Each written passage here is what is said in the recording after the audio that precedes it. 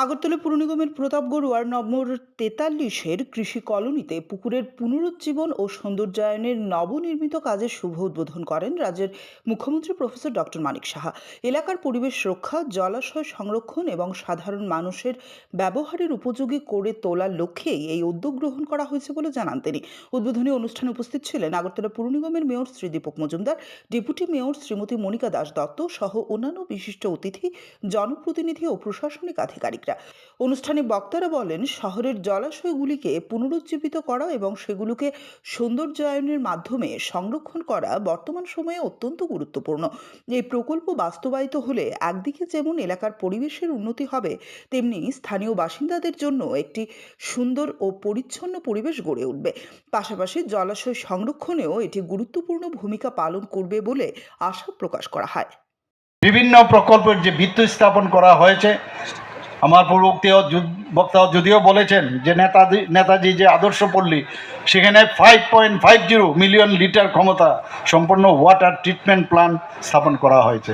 আমার অত্যন্ত ভালো লাগে, আমাকে যখন বহু জায়গার যখন নাগরিকরা আমাকে বলেন জলের আর কোনো কিন্তু এখন সমস্যা নেই, এত সুন্দরভাবে স্পিডও এত বেশি, এত ভালো জল আসছে। আপনাদের অবগতির জন্য জানাচ্ছি, আমাদের আগে কিন্তু একটা ভুল কনসেপ্ট ছিল। আমাদের এখানে এই বরফ গলে জল আসার সুবিধা নেই। আমাদের পাহাড়ের মধ্যে যে জল, যে গাছগুলো, রুটগুলো যেভাবে জলকে আটকিয়ে রাখে, সেই জল থেকে আস্তে আস্তে করে বিভিন্ন যে নদীগুলো আছে, এখানে মেইন 11টার থেকে 12টার মতো নদী আছে, সেখান থেকে জল আছে। আমাদের অন্যান্য রাজ্যের মতো না, কিন্তু ভগবান সব কিছু দেন।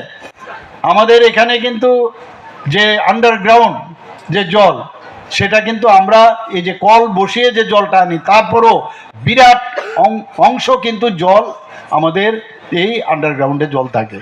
এটা কিন্তু অন্যান্য যে মেইন ল্যান্ড, সেখানে সেই সুবিধা নেই।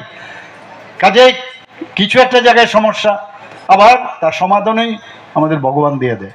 আজকে এখানে প্রায় 95% যদি আমি বলি, 85% আজকে জল জীবন মিশনের আওতায়, আজকে পাহাড়ি হোক সমতলে হোক, আমরা অলরেডি সবার নলসের জলের ব্যবস্থা আমরা করেছি।